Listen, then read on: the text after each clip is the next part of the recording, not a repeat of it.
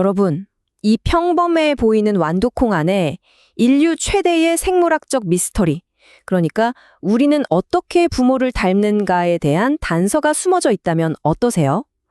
오늘 우리는 한 세기 반 전에 그 비밀을 풀어낸 한 위대한 과학 탐정의 발자취를 따라가 볼 겁니다. 자, 이 탐정의 첫 번째 질문부터 시작해보죠. 겉모습이 완전히 다른 두 부모, 그러니까 항상 둥근 완두콩만 만드는 집안과 주름진 완두콩만 만드는 집안이 만났어요. 그 자손은 어떤 모습일까요? 상식적으로는 반반 섞이거나 아니면 중간쯤 되는 모양이 나와야 할 것 같잖아요. 그쵸? 그런데 결과는요? 정말 놀라웠습니다.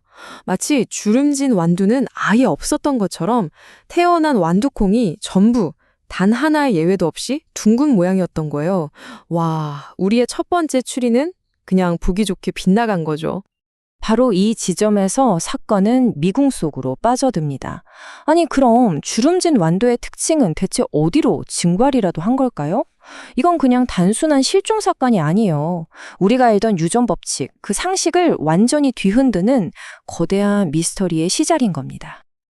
자, 첫 번째 단서는 바로 이 사라진 형질입니다. 이 이상한 현상을 설명하기 위한 추리가 이제부터 시작됩니다. 본격적인 수사에 들어가기 전에 꼭 알아야 할 두 가지 용어가 있어요. 먼저 형질. 이건 생김새 같은 특징을 말하는 거고요. 그리고 유전. 이건 그 특징이 자손에게 넘어가는 현상이죠. 사람들은 이게 당연하다고 생각은 했지만 그 안에 어떤 규칙이 숨어 있는지는 아무도 몰랐던 거예요. 뭐랄까, 매일 해가 뜨는 건 알지만 왜 뜨는지는 모르는 것처럼요. 바로 이 미스터리를 풀기 위해 등장한 인물, 우리의 주인공 그레고어 멘델입니다. 그는요, 사건 현장에서 가장 중요한 증거를 찾아낼 완벽한 도구를 고르는 것부터 시작했습니다. 물론 자식은 부모를 왜 닮을까? 이 질문 멘델이 처음 한 건 아니에요. 수많은 사람들이 궁금해했죠.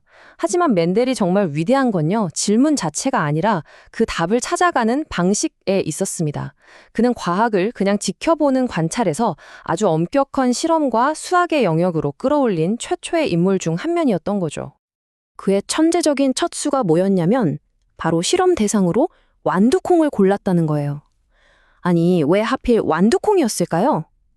여기 보시는 것처럼 완두콩은 일단 세대가 짧아서 결과를 빨리 볼 수 있었고요. 자손도 엄청 많이 나와서 통계적으로 의미 있는 데이터를 얻기에 딱 좋았죠. 그리고 제일 중요한 거, 형질이 둥글다, 주름지다 이렇게 아주 명확하게 구분이 됐고요. 교배를 통제하기도 정말 쉬웠습니다.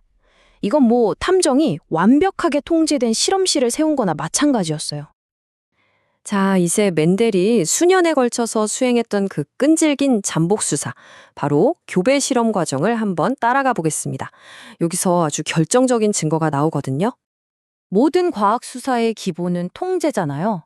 멘델은 다른 변수들이 끼어들지 못하게 몇 세대에 걸쳐서 자가 수분을 시켜도 오직 한 가지 특징만 나타내는 순종 완두를 먼저 확보했어요. 수사의 기준점을 아주 명확하게 잡고 시작한 거죠. 그의 실험 계획은 보시는 것처럼 아주 체계적이었습니다. 먼저 순종 부모, P세대를 교배해서 첫 번째 자손, F1세대를 얻고요. 그 다음엔 이 F1세대끼리 교배시켜서 두 번째 자손, F2세대를 관찰하는 딱 3단계 작전이었죠. 물론 모든 단계는 아주 꼼꼼하게 기록되었습니다. 그리고 마침내 F2세대에서 이 사건의 흐름을 완전히 뒤바꾸는 정말 극적인 반전이 일어납니다. 사라졌던 그 유력한 용의자, 바로 주름진 형질이 다시 현장에 떡하니 나타난 겁니다. 멘델이 왜 위대한 탐정이냐? 그 이유가 바로 여기에 있습니다. 그는 그냥 주름진 게 다시 나왔네? 하고 넘어가지 않았어요. 이 숫자들 좀 보세요. 그는 돌아온 용의자의 수를 하나하나 정확히 셌습니다. 무려 7,000개가 넘는 완두콩을 일일이 분류하고 기록한 거예요. 과학의 핵심은 바로 이 숫자에 있었던 거죠. 그리고 그 엄청난 데이터를 분석하던 멘델은 마침내 암호를 풀어냅니다. 5,474대 1,850.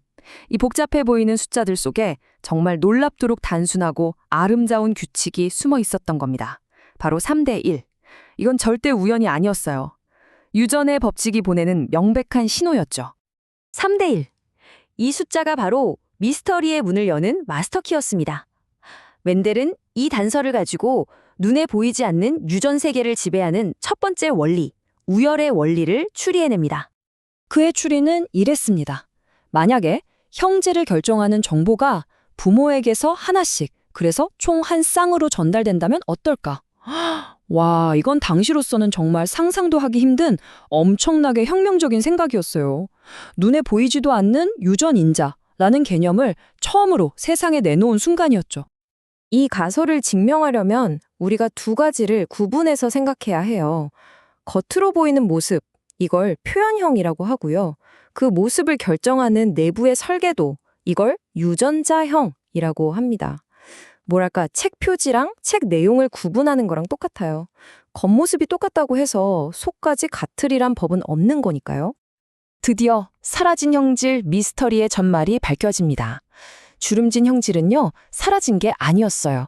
둥근 형질을 만드는 유전인자, 대문자 R이랑 같이 있을 때 주름진 형질 유전인자인 소문자 R이 그냥 자기 목소리를 못 내고 숨어 있었을 뿐인 거예요.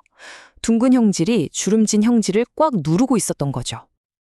그래서 멘델은 이렇게 자신이 드러내는 형질에는 우성, 그리고 이렇게 숨어버리는 형질에는 열성이라는 이름을 붙였습니다. 유전학의 가장 기본적인 단어들이 탄생하는 순간입니다. 자, 이제 첫 번째 미스터리가 완벽하게 풀리죠?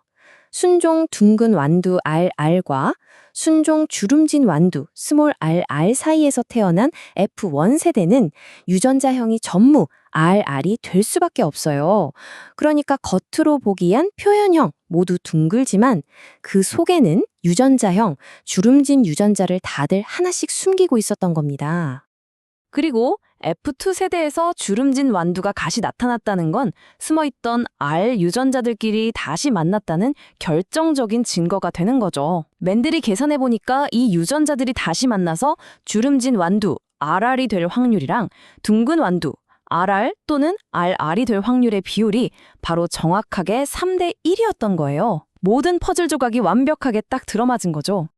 자, 여기서 아주 중요한 거 하나만 짚고 넘어갈게요. 우리가 우성이라고 하니까 이게 뭔가 더 좋고 우월하다는 뜻으로 오해하기 쉬운데요. 절대 아닙니다. 그냥 표현될 때 목소리가 더 클 뿐이에요. 예를 들면 손가락이 6개인 다지증 젖은 일부 유전질환은 우성형질이거든요. 우성이 반드시 좋은 건 아니라는 명백한 증거죠. 결국 한 수도사의 작은 정원에서 시작된 이 탐정 이야기는요, 생명 현상을 이해하는 방식을 완전히 바꿔놓은 현대 유전학의 시작이 되었습니다. 멘델은 우리에게 유전의 첫 번째 규칙을 알려주었죠. 그리고 그의 질문은 이제 우리에게로 넘어왔습니다. 우리 몸속 수십억 개의 세포에 새겨진 그 유전자 암호 속에는 아직 우리가 풀어내지 못한 또 어떤 놀라운 이야기와 가능성이 숨어 있을까요?